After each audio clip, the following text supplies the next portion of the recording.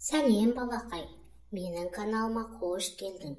Бүгін күн, ай және әтеш туралы ертек тыңдайтын боласың. Ертегіні соңына дейін тыңда. Ертеде аспанда ағайынды 3 бала өмір сүріпті. Үлкені күн, ортаншысы ай, ал кішісі әтеш екен.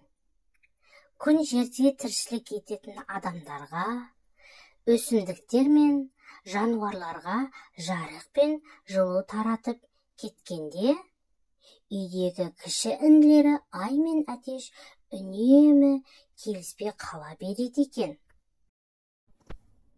Бір күні әбден ыза болған ай әтешті айдарынан ұстап алып, жерге лақтырып жіберіпті. Кешке үйге келген күн болған жағдайды естіп біледі. Ашуға булығып айға: «Туған ініңді қалай көзін қиып лақтырдың?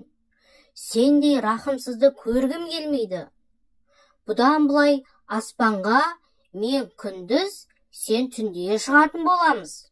Ал әтеш жақын інім болып қала береді. Ол мені ұмытпайды», дейді.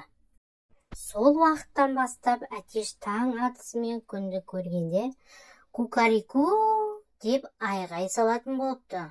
Бұл «Амансыз ба күн аға» дегені екен.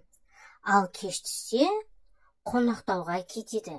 Өйткені аспанға шыққан айды көргісі келмейтін көрінеді.